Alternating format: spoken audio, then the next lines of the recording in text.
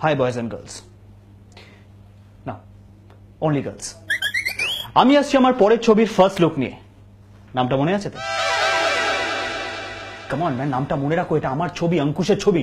হ্যাঁ, এনিওয়ে, আমার ছবির নাম হলো বলো দুর্গা মাই কি জয়। সো হয়ে যাক, 1 2 3। ওই জায়গা আবার কি রে? বলো দুর্গা মাই কি তোর সিনেমা?